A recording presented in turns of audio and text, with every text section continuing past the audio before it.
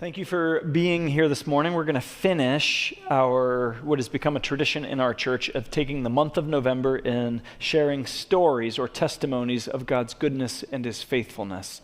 We have had some really compelling stories this month dealing with really personal and difficult issues. My story that I'll share this morning is personal, but it's not terribly difficult, and it relates to how the Lord met me in a season of need in a sabbatical that I have taken recently.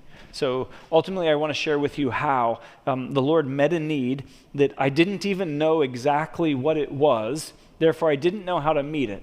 And I was beginning to be apprehensive about it because I knew I wasn't exactly in a great way. And I hope to be an encouragement to you that when you are in need, if you're in Christ, God is a good Father. He knows what you need even before you ask.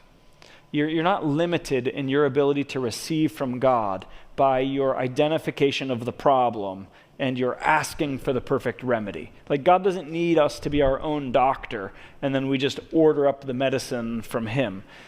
Sometimes He really is ready to just serve us and meet us if we will only say, God, help me, and then pay attention. So I want to share that story with you this morning, and I hope it will be encouraging to you. So for those of you who don't know, I understand that many of you are. For the past couple of years, in addition to my responsibility for our church, which I love and is my primary calling in life, I've also had responsibility for the other chapel churches. We've gone through a process of changing the leadership structure for all of the churches. So we were 7 campuses or sites of one church, and we have established local elder oversight for 7 independent churches. Much of organizing and overseeing that work has fallen to me in the past couple years, and that work was finishing in September. So I knew as the summer was wearing on, though I knew that I was beginning to be increasingly tired, and not just physically, in a way that those of you who've experienced seasons like this, and many of you have, I don't believe that I experienced anything terribly unique. In a season of difficulty, you know what it's like to just feel really thin.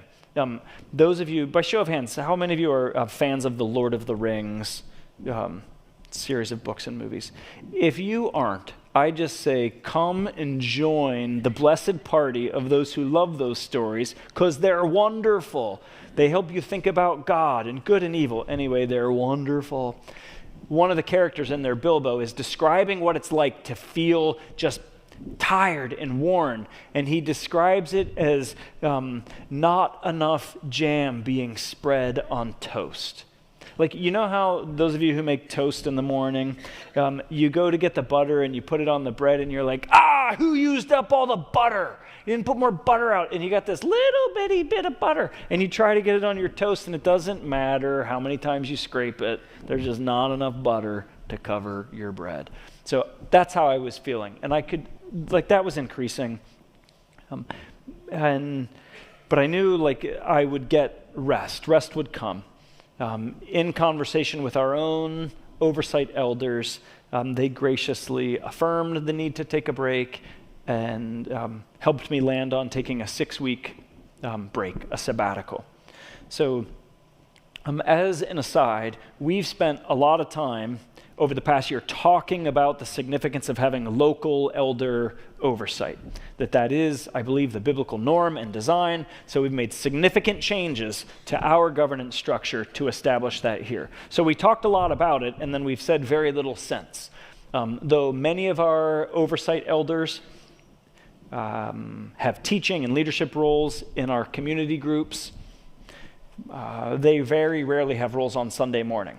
So many of you, you would have seen lists of who they are, but you don't see them doing very much. So I wanted to take a moment and just affirm them that they actually do stuff.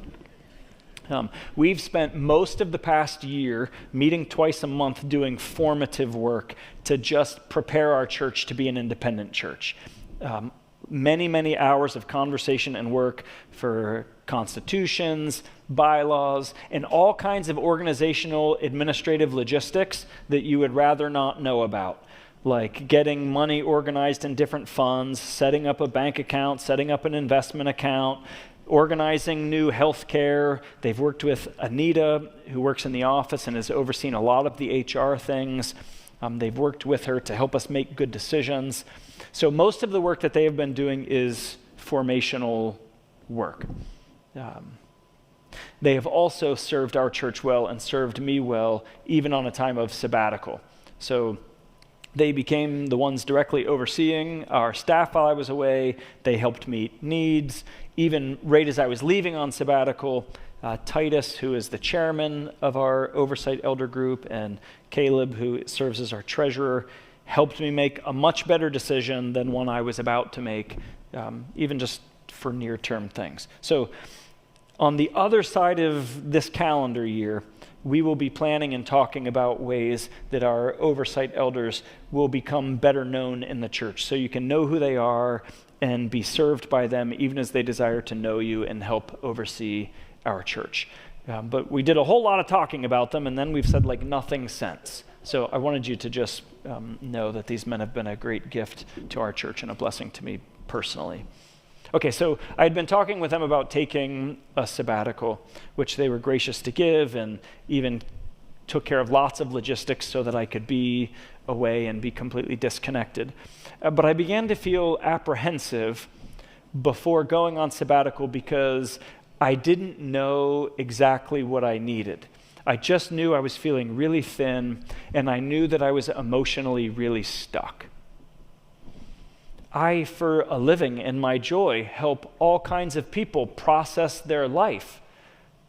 So the river of thoughts, feelings, emotions, it just flows and it works. And everybody gets stuck sometimes, and you just need help to get unstuck.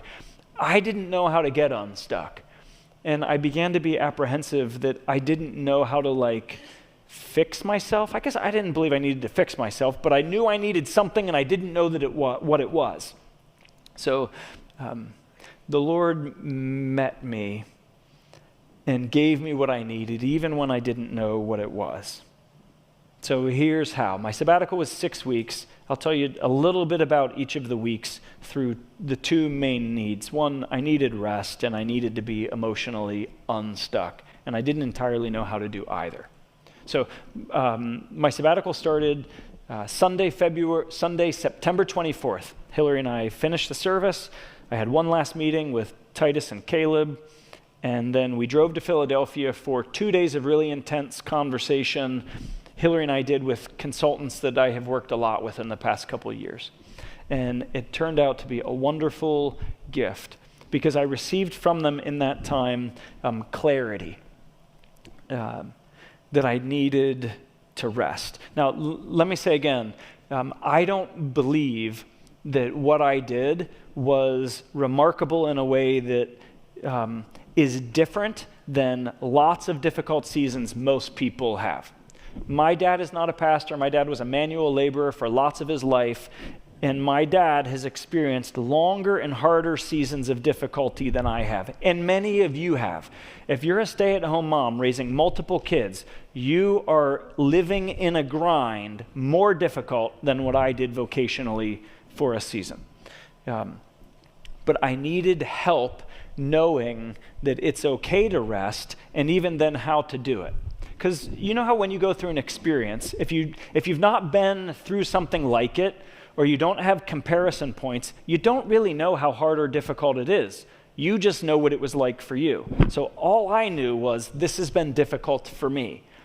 It helped me to hear people who do this line of work and help lots of churches say, no, there were some factors here that made this on the harder end of things, even objectively. So you are tired and you need to rest. And then they helped me know how to do that, because some of my ideas weren't good. I was planning during sabbatical to gather with our church. Not every week, because, it'd be nice to sleep in every now and then. But I thought, what kind of example is it, and how can it be good for your soul to not gather with God's people? Like, I'm tired, I need a break. I know what I'll do. I'll stop gathering with God's people. That's not a great idea. So I'll just sneak in the back. I'll come late. You know what that's like. Many of you do that. I'll dip out early. Like, come on, we all know when the last song is coming down towards the end. Some of you are like, oh, let's get out of here quick. That's what I was going to do. They're like, bad idea. You can't go to your church and not feel the burden and the weight. So don't go to your own church. Visit other churches. So I did that. I like home projects. The list I had was a bit too long. You should probably think more realistically about that. You only have this much time. They told me a third of the days should be unplanned. Okay, that was good to know. It gave me clarity. You need to rest, and here are some ways to do that. The other thing it gave me was an image. Came to my mind as we were having conversations about being emotionally stuck. I knew I was emotionally stuck. Many of you have felt this way. You just stop caring as much as you know you should. I had never experienced anything like that before. Sometimes I have issues with laziness, but I don't normally have issues with caring. Normally I'm long on care, long on want to. Sometimes I'm just good old-fashioned lazy. But I started over the summer working on things for the other chapel churches. Frankly, there were times and moments that I increasingly just felt you know what? They can sort that out. I've spoken my piece, I've done the work I can do, and I think I just don't really care that much anymore. That's not good. That was concerning to me. So I knew I'm getting emotionally stuck. And then in conversation, I had this image of a river that's flooded. Picture a flooded, churning river. What color is that river? It's chocolate milk color. And there's stuff floating in the water, and the bank is less defined because the water is spilling out, and it's just a mess. And then what happens when that flow of water and debris comes up against a bridge? The image I had was of a stone arched bridge with this brown water backed up against it. And there's all kinds of debris against the bridge. Many of you have felt this way before. Some of you may feel this way now about a season of life. And I didn't know what to do about it. I help people process their life all the time, but I didn't know what to do about it. I just was stuck. And so this image came to my mind, and I realized, okay, we just need to find an excavator with a big enough bucket to just reach down in there and unclog the drain. Many of you, you've cleaned out drains in your bathtub. If you've got women in your house, you've cleaned out drains in your bathtub. You just got to get your fingers down in there. You just, and you just get her done, and it works. I just need one of those, on a massive scale. But the image helped me realize they're quote, logs. I'm not going to get out everything. I'm not even interested in doing that. I don't even believe that's necessary. But somehow I'm stuck. I need to get some of these logs out. So it gave me an image to process and to think through, okay, what are some of these logs? So that was the first 2 days that Hillary and I spent. We'll move through the other 6 weeks much faster. And then I'll show you some slides, like one of your grandparents. Wouldn't that be cool? Just kidding, I don't have any slides, so it won't take that long. I had an image to think about this. And in those first 2 days, I could feel okay, I have a little bit of a plan to rest, and I have a way to think about being emotionally stuck. So the rest of the first week, for the first time in years, I gave blood to the doctor without passing out, which was a huge victory. I'm not an anxious person, except for when I'm in a medical facility, and then I am quoting Bible verses left and right, breathing deep, trying not to go pale in the face. I have a clean bill of health. It was all good. The rest of that week, Andrea and I, one of my daughters, we went to Pittsburgh to meet a new baby in the family, to visit with family. The second week, I started a deep dive into our family's finances. with a wise friend here in the church that helped me begin that process. I started the main project at home I wanted to do. I love working around our house.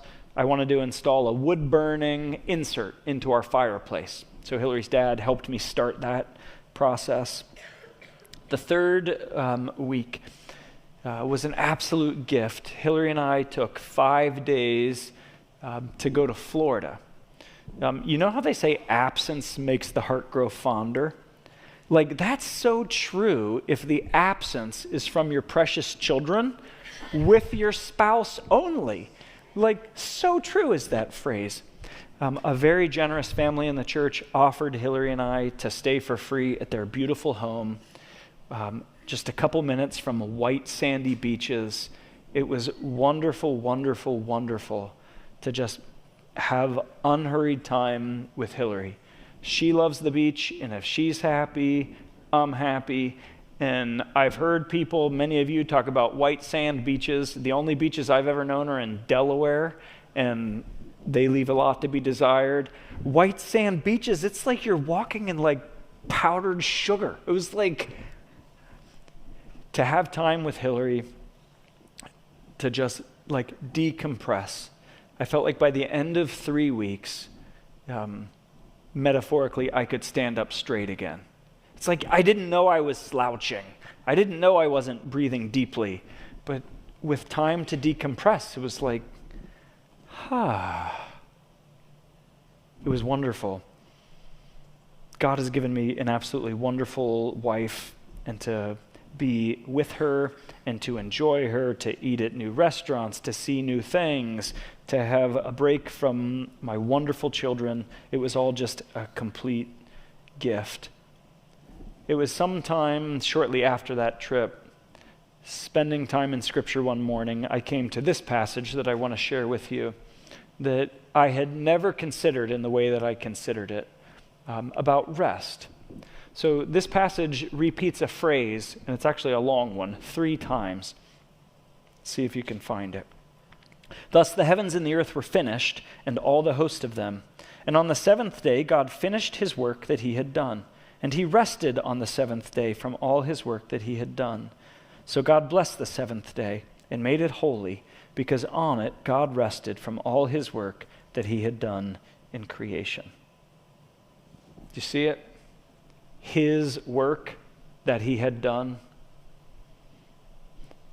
In the Old Testament, in the poetic sections, you look for patterns and repetition. Like, God is the best communicator ever. Why in 3 little sentences is he using such a long phrase over and over? It's a Hebrew way to draw our attention to it. God had work, his work, and it was done. So God rested. Not because he was tired, not because he was weary, not because he was stretched thin, not because he was emotionally stuck, because his work was done. I had never considered very meaningfully the reality that God rested and why. Like, we rest because we need to. God rested because he finished the work that he was doing. God finishes his work. God doesn't have a difficult time setting a priority list. God doesn't have to wrestle within himself to make sure he's got his priorities ordered rightly. That's effortless for God. And he does the work, not being lazy, and he does the work effectively. I mean, he is free from the effects of the fall in the way that we're not. Our rhythm of work is never as it is designed to be. Work like completely done, all done. Every item on the to-do list checked. But even like the relationships are where they need to be. The projects are where they need to be. My soul is where it needs to be. Like, how often do you get to experience that? Well, God does his work and he rests. We rest because God finishes his work. Right? God rests because he finishes his work. We rest because he finishes his work. It's a fool's errand in our culture if we believe we are only going to rest when we get all our work done, because that doesn't happen. And it was just meaningful and refreshing to consider the gift that rest is. Like, we are invited to take rest as an act of faith because God finishes his work. I want to encourage you to just think even now for a moment. Do you have a pattern of rest in your life? Now, the point is not, hey, I took a 6-week sabbatical. You should do as I have done because I am a good example. No, most of you don't have employers that are going to give you a 6-week sabbatical. I was uncertain about taking a 6-week sabbatical because I thought of many men and women like you that don't have that opportunity afforded to them. So the point is not you should take a sabbatical, just like I did. The point is to consider, do you have a rhythm of rest where you stop working to enjoy God, to enjoy his goodness, because he finishes his work? So notice, patterns, work that he had done. And then there's something unique in these verses. Of all the days of creation, they're all blessed by God, but only one is made holy. There's no sin yet in the world, but only one of the days of creation is made holy, and it's the 7th day. Why is the 7th day holy? Because God stops his work, because it's done. And I think it's because God is enjoying himself and what he has made. We are then invited into the 7th day. So the book of Hebrews says, we are invited to enter into the rest of God. Spiritually, this is fulfilled in Jesus, who is the fulfillment of the Sabbath. The literal Sabbath of 6 days of work and rest is fulfilled in Jesus. You don't work your way to God. You rest in his finished work on your behalf. So that's why Jesus from the cross says, it is finished. And then he sits down, the author of Hebrews tells us. It's the same thing that happened in creation. God creates, rests. Jesus does the work of salvation and he rests. We are then invited spiritually to find rest in Christ, and as a way to point us to rest in Christ, to physically rest from labor and work, to enjoy God, to enjoy his good world. So it was about 3 weeks in that I felt like God gave me the rest that I needed. So I continued in the 4th week and the 5th week in a similar pattern and habit. I spent a morning with a wise older friend who is sick. I went to the Holocaust Museum in Washington, D.C. There's something about challenging my faith with the reality of gruesome evil that somehow exercises my faith and ultimately, for me, ends up being very redemptive and very hopeful. I don't want to have a faith that can't look square into the eyes of evil in the world and cower. So museums like the Holocaust Museum are good for my soul. I spent time doing that. I finished installing the wood stove. Funny stories that are kind of scary for another time and place are some of the mistakes I made installing the wood stove that I found out were mistakes while I was using the wood stove. Future sermon illustrations. I got my honeybees ready for winter, which I enjoyed doing with a friend. I got stung in my eyebrow, and I thought this could be a problem. Within a half hour, it started to be a problem. 90 minutes in, like, my vision was like getting pretty reduced. Couple hours in, I was full on Rocky Balboa, swollen shut. Like, trying my hardest to open my eye, swollen shut. It's like, you know the scene in Rocky where he's like, cut me, Mick, cut me, Mick. That's totally what I had to do. I did not do that. I'm way too wimpy for that. Found me some Benadryl, took a nap. Benadryl is like, wow, that was like good stuff. I had no idea. It was somewhere in the fourth week that the Lord met me and got me unstuck emotionally. I want to be upfront and honest. Don't picture on the sabbatical that I was like every day diligently pouring my heart out to the Lord. I'm not Moses. I didn't go up on a mountain. I didn't fast for 40 days. I did not deny all the pleasures of the body to then heighten my spiritual desires. Time and place for that. That wasn't this. I never set an alarm clock. I didn't get up early. I didn't spend hours and hours reciting the Bible. I didn't spend all kinds of time worshiping through music. I was just resting and asking the Lord to help me. And He did. When we need the Lord in His way and His time, He answers us. I started writing letters to, as an exercise of praise to God for individuals. I went back and counted. There were 15 of them. I made a list of 15 people that personally, over the past couple of years, the Lord brought to my mind as just a wonderful gift at a point in time that I needed. And I just started writing letters to them. I didn't anticipate that it would be useful as processing the past. It proved to be that way. Because I had a couple failed attempts over the past several months. I thought, I need to process the past. I know what I'll do. I'll go back at my calendar and I'll just find key points along the way and I'll remember them and I'll process them. I sat down to do that one day and I didn't sense any life from the Spirit in it. No, that's not it. A couple other times, this is going to sound like a bad idea, and it proved to be a bad idea. I just opened old email. And I'm just going to go back through dates of old email. That was a terrible idea. There was no life in that, so I let it go.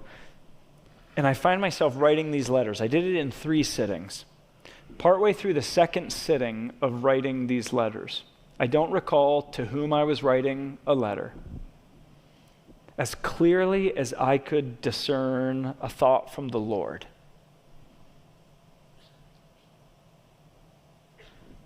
it was instantaneous in my mind. You were not alone.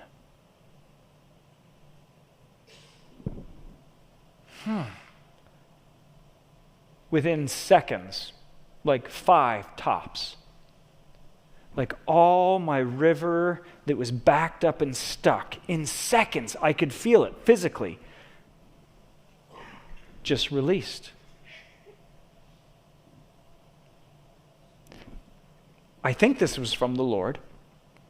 It's hard to be certain often, but where you feel like you've heard something from the Lord that's consistent with Scripture, that holds up to the scrutiny of wise individuals in your life, that increases your confidence. I am not one who thinks it's wise to just conclude that everything I think I hear from the Lord is actually from the Lord. I think this was from the Lord. You were not alone. I didn't realize why I was emotionally stuck. This is how good God is. It's not like I had to be my own doctor and say, God, I'm feeling really alone. Will you please remind me why I wasn't? I didn't know what was wrong. I didn't know that I was feeling alone until God said, you were not alone. And as I could feel the loneliness melt away, I'm like, how wonderful is God that I'm having this epiphany from Him as I'm writing notes to people that are like my own evidence that I wasn't alone. But somehow, I think just as the months turned into half a year and then 1 year until the end, I think everything happened too fast for me to process in a meaningful way. Hillary and I, over the past 2 years, we've had a closer marriage than we've ever had. I have wonderful relationships with my kids. You can ask them. They'll tell you the same, I think. You people over here on this side of the room, if you hear otherwise, let me know. And I never lacked for people around me. As a church, you have been absolutely wonderful. I always had people to call. I was never without help, but things just happened too fast. It was like they just got thrown on a pile. And I didn't even know it was loneliness. It makes sense now looking back why some people, we can leave that aside. It makes sense as I look back now why there was loneliness. It helped me understand why when Hillary and I took those days in Philadelphia with the consultants, why it felt so good to have all these conversations with Hillary and these other men. At one point, Hillary said, wow, I had no idea what this was like. That felt so good to hear. I didn't know why, because I was feeling alone. And the Lord reminded me, as the scriptures say, never will I leave you, never will I forsake you. The Psalms are full of experiences where it seems like God is far away. When we suffer, I don't know that what I experienced was suffering. When we suffer, it often feels like God is far because we associate his presence often with comfort, with understanding, with clarity, and sometimes, because he loves us, he withholds from us subjective evidences of his nearness so that he feels far and others feel far. If you're in a season like that, maybe it's encouraging for you to be reminded, as I needed to be reminded, you're not alone. So in seconds, God gave me what I need when I didn't even know what it was. I just asked for help, and in his way and in his time, he gave it to me. The last week of my sabbatical, I had the privilege of officiating an absolutely beautiful and wonderful wedding. And I knew it was time to go back to work, and gratefully, I could do so lighthearted and with eagerness to get started again because the Lord met me. I needed rest, and he gave me rest, and I needed to be unstuck. And he reminded me I wasn't alone. So I want to say thank you to you as a church. Prayer is more powerful and effective than we realize. Like our official position, we would all get this right on the test. Does prayer make a difference? Yes or no? We would all say yes. But somehow our practice of prayer would indicate it's kind of hard to believe sometimes that prayer really matters. Sometimes we get to experience the effectiveness of our prayers. I know that I have. Many of you have been very faithful to pray for me. The number of times I got notes from people, conversations from people saying, we are praying for you. That has been a great encouragement to me. Thank you for your patience as a church. While much of my time was devoted to the other chapel churches, our staff here, our oversight elders, have done a wonderful job. I have preached most of the sermons over the past year, but frankly, I have done very little else behind the scenes. And many others have carried a whole lot of weight on my behalf. Thank you for your patience. Thank you most of all for the consistent godly example that so many of you are. You know what it's like when you see friends of yours or others in the church like diligently and consistently trying to follow Christ. Like you never put yourself forward as an example. Like, even as I affirm this in you, even those of you that I could by name mention, and there are many, you would never say, I'm a good example. Of course you're spurred on by me, because, I'm doing this pretty good. Nobody says that. But many of you are. And your consistent pursuit of Christ in all the ups and downs in life has very often been a great encouragement to me. So thank you to all of you, and praise to God who meets us in our need. I'm not the first, and I won't be the last, that has a need for the Lord to show up and help, and he will. If you find yourself in a season of knowing that you need him, but you're not even sure what to ask for, you can have every hope that as you ask him to meet your need, he will in his way and his time. Will you pray with me?